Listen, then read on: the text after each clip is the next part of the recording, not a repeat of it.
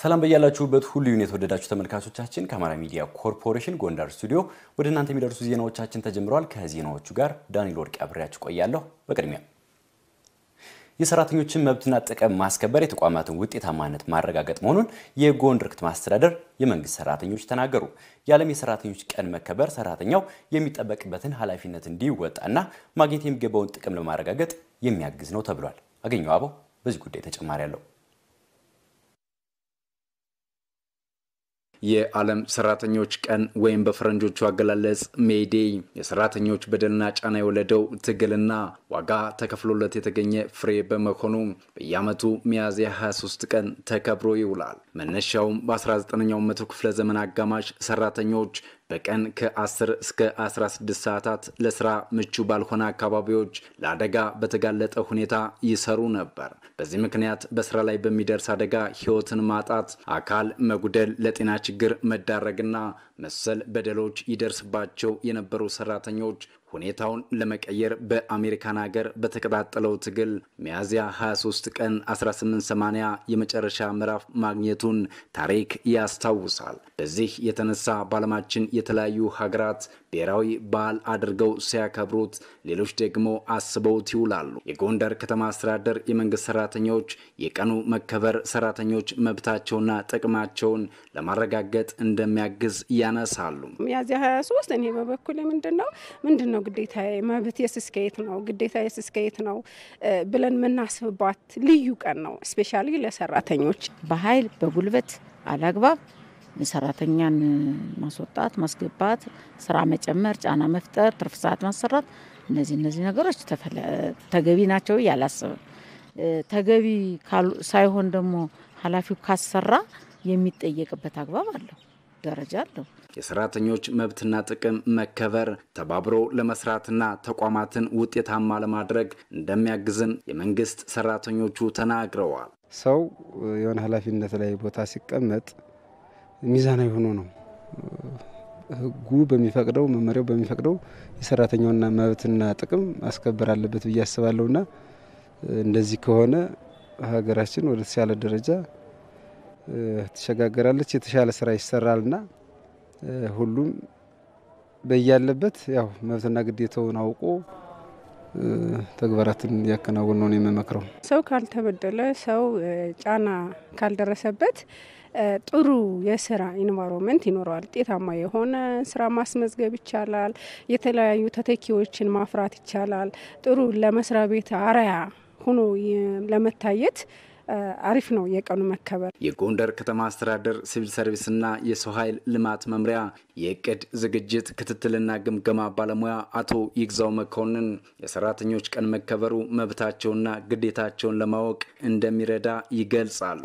ቀኑ በልዩ ሁኔታ ነው የሚታሰበው። እንደ ሲቪል ሰርቪስ መምሪያ ሰራተኞቻችን በዚህ በሰራተኛ ቀን ጥያቄዎቻቸው በልዩ ሁኔታ ትኩረት ተሰጥቷቸው እንዲፈታ የሚታወስበት ስለሆነ በልዩ ሁኔታ ነው የምናየው።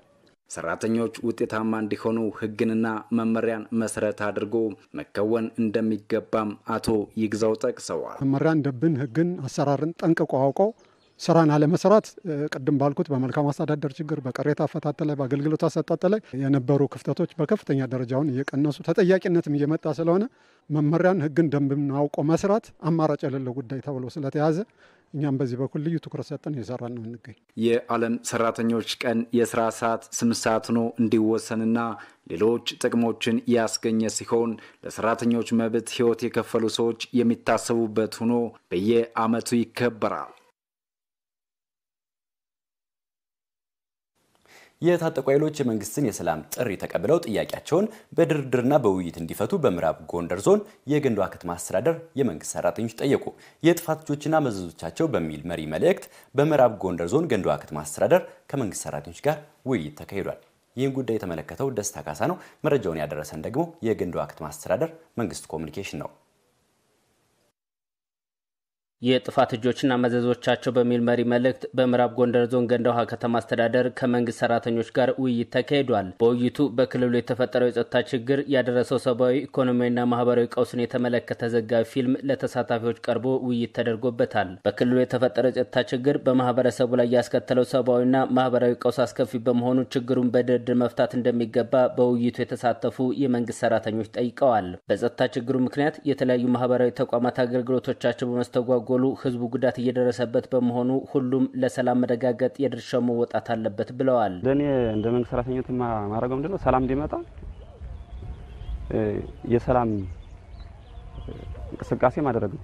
ተሻለ ሐሳብ በማምጣት ተገቢውን በማህበራዊ ሚዲያ ሊሆን ይችላል፣ በሰፈር ሊሆን ይችላል ግንዛቤ በመስጠት ለሀገራችን እንደማይበጅ ታጣቂ ኃይሎችም ለአማራ ክልል አጠቃላይ እንደ ኢትዮጵያ አስተሳሰብ ካላቸው ወደ አንድ መጣው ወደ ድርድር የሚገቡበት መንገድ ቢመቻች ጥሩ ነው። የኑሮ ውድነትን ያስከተለ ነው።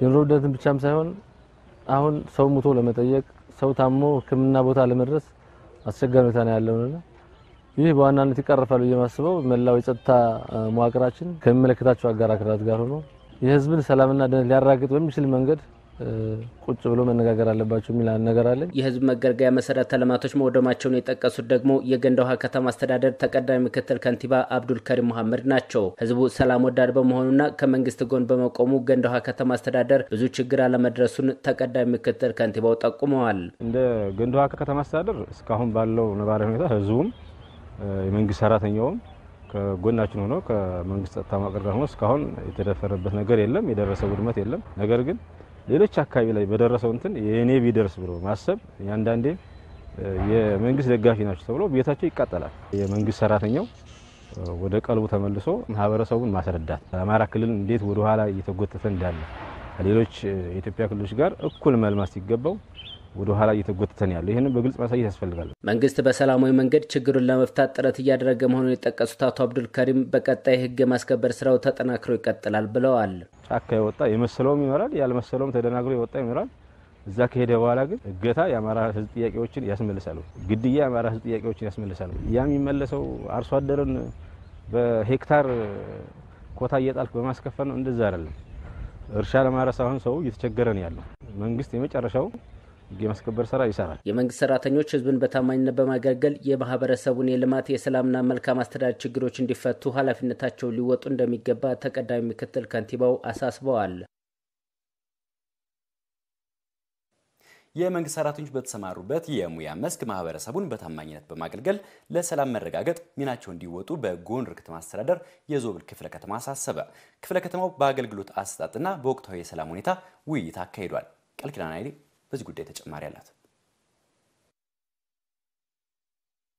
በጎንደር ከተማ አስተዳደር ዞብል ክፍለ ከተማ ወቅታዊ የሰላም ሁኔታና አገልግሎት አሰጣጥ ላይ ያተኮረ ውይይት ተካሂዷል። ውይይቱ የተካሄደው ከመንግስት ሰራተኞች ጋር ሲሆን በመንግስት መስሪያ ቤቶች የሚሰጠው አገልግሎት ለሰላም አበርክቶ ያለው ስለመሆኑ በውይይቱ ተነስቷል። ውይይቱ በማህበረሰቡ በኩል ከመንግስት መስሪያ ቤቶች አገልግሎት አሰጣጥ ጋር ተያይዞ የሚነሱ ቅሬታዎችን ለመፍታት የሚያስችል መሆኑን የተናገሩት የዞብል ክፍለ ከተማ ስራ አስፈጻሚ አቶ እንዳልክ ካሳሁን መንግስት ሰራተኞች ኃላፊነታቸውን በአግባቡ መወጣት ይገባቸዋል ሲሉም አሳስበዋል። አገልግሎት የሚሰጠው አካል መጀመሪያ ላይ በሰዓት ቢሮ መገኘት መቻል አለበት። እዛ አገልግሎት ፈላጊ ሲመጣ ምን ላስተናግድ ብሎ መቀመጥ መቻል አለበት። ህዝቡ እኮ በአንድም በሌላ መንገድ ደሞዝ የሚከፈለው እዚህ አካል ነው፣ ከህዝቡ ነው ደሞዝ የሚከፈለው። ስለዚህ ቀጣይ ላይ እኛ አሰራሩን መሰረት አድርገን ይሄን ችግር በሚፈጥር ላይ አሰራሩን መሰረት አድርገን እንጠይቃለን። የአገልግሎት አሰጣጥና መልካም አስተዳደር ችግሮችን በመፍታት ማገልገል እንደሚገባ የገለጹት የመንግስት ሰራተኞች በማህበረሰቡ ዘንድ የሚነሱ ችግሮችን በመፍታት ለሰላም የበኩላቸውን እንደሚወጡ ተናግረዋል። ሰዓት አክብሮ በመግባት ከሙሰኝነት ከጉቦኝነት የጸዳ አሰራርን አስፍነን ቢያንስ የህዝቡን ብሶት መካስ መቻል አለብን።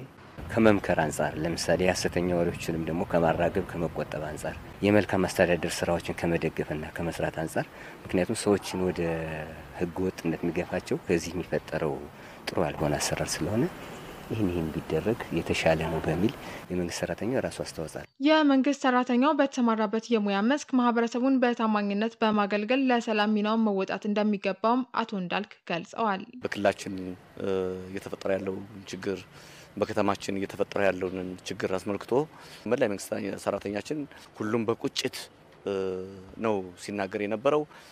ሁላችንም የራሳችን ሚና እንጫወት፣ የመንግስት ሰራተኛው የራሱን ሚና መጫወት መቻል አለበት በሚል ነው ሲያነሳው የነበር። የተለያዩ መድረኮችን በማዘጋጀትና ችግሮች የሚፈቱበትን መንገድ በማመላከት ተገቢ አገልግሎት በሁሉም ተቋማት ማግኘት የሚያስችሉ ስራዎች ተግባራዊ እንደሚሆኑ በውይይቱ ተጠቁሟል።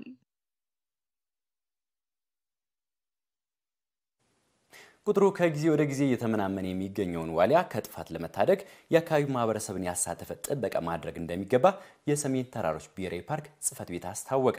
ዋሊያን ከጥፋት እንታደግ በሚል መሪ ሀሳብም በደባርቅ ዩኒቨርሲቲ አዘጋጅነት ከባለድርሻ አካላት ጋር የምክክር መድረክ ተካሂዷል። ደረጀ ደርበው ተጨማሪ አለው። በደባርቅ ዩኒቨርሲቲ አዘጋጅነት ዋሊያን ከጥፋት እንታደግ በሚል መሪ ሀሳብ ከባለድርሻ አካላት ጋር የምክክር መድረክ ተካሂዷል። በእለቱ የደባርቅ ዩኒቨርሲቲ ምክትል ፕሬዝዳንት ዶክተር ጋሻው ግስሙ የሰሜን ተራሮች ብሔራዊ ፓርክ ከዋሊያ በተጨማሪ ሌሎች በርካታ ብዝሃ ሕይወቶችን አቅፎ የያዘ ከፍተኛ ጥበቃና ከለላ ሊደረግለት የሚገባ ፓርክ ነው ብለዋል። በአጠቃላይ ባለው የመልክዓ ምድራዊ ገጽታ በሀገራችን ካሉ ፓርኮች ግንባር ቀደም የሚቀመጥ በዩኔስኮ የተመዘገበ ትልቅ የሀገር ሀብት ነው ማለት ነው።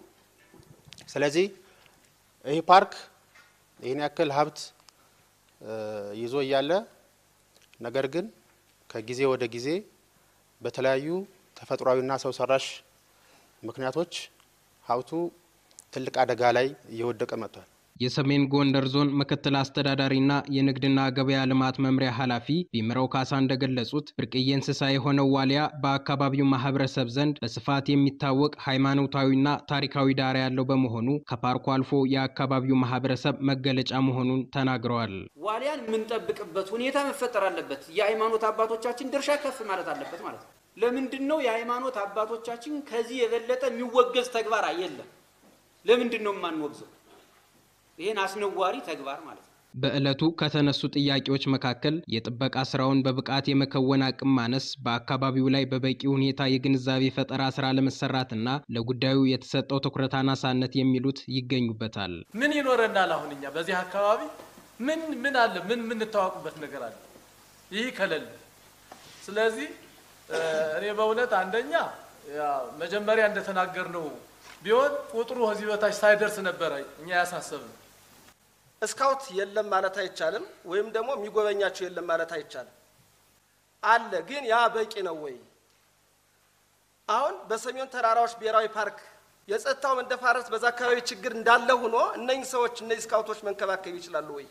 አቆልቁለት አቀበት ወጥተው መጠበቅ ይችላሉ ወይ? እነዚህን ዋሊያዎች ማለት ነው። ለጥያቄዎቹ ማብራሪያ የሰጡት የሰሜን ተራሮች ብሔራዊ ፓርክ ጽሕፈት ቤት ኃላፊ ማሩ ቢያድግልኝ የማንነት መገለጫ የሆነውን ዋሊያን ከጥፋት ለመታደግና የፓርኩን ደህንነት ለመጠበቅ የተለያዩ ስራዎች እየተከናወኑ እንደሆነ ጠቅሰዋል። ቁጥሩ በጣም እየተመናመነ በመምጣቱ ምክንያት ምን እናድርግ የሚል ከዚህ በፊት ጎንደር ላይ ከፍተኛ የሆነ ወርክሾፕ አዘጋጅተናል። በተለይ የዋሊያ መገኛ ቦታዎች የሆኑትን በተለይ ጃናሞራ፣ በደባርቅ እና በድርቅ አካባቢ ያሉትን የህብረተሰብ ክፍሎች አምጠን እያወያየን ያለነው። የፓርክ ጠባቂዎችን ጥቅማ ጥቅም በማስጠበቅ ተተኪ ወጣቶችን ለመቅጠር ጥረት እየተደረገ ነው ያሉት ኃላፊው፣ በዚህም 10 ወጣቶችን በጊዜያዊነት ቀጥረው እያሰሩ እንደሚገኝ ገልጸዋል። ዋሊያው ስንት ነበሩ? እየታደሩ ተወልዶ ያደራለ ወይ? ይሄን ሳይንቲፊክ በሆነ መልኩ ተከታታይ የሚያደርጉ ስራዎች እየሰራ ነው። ከዚህ በተጨማሪ ደግሞ የፓርክ የጥበቃ ሰራተኞች አደራጅተን የተለየ ቁጥጥርና ክትትል እያደረግን ያለበት ሁኔታ ነውና ይሄን እንግዲህ ዛሬ የተሰጠውን ሐሳብ ጨምረን ወደ ታች ወደ ህብረተሰቡ ወርደን የዋሊያ ቁጥርን ወደ ነበረበት ለመመለስ ጥረት ይደረጋል ማለት ነው። የቅድመ መከላከል ስራ በበቂ ሁኔታ በማከናወን ዋሊያዎችንና ፓርኩን ከጥፋት መታደግ ቀጣይ የትኩረት አቅጣጫ ሊሆን እንደሚገባ ተመላክቷል። የተወደዳችሁ ተመልካቾቻችን ስትከታተሉ የቆያችሁት ከአማራ ሚዲያ ኮርፖሬሽን ጎንደር ስቱዲዮ ወደ እናንተ ሲደርሱ የነበሩ ዜናዎችን ነበር። ከዜናዎቹ ጋር ዳንኤል ወርቅ አብሬያችሁ ቆየሁ። ጤና ይስጥልኝ።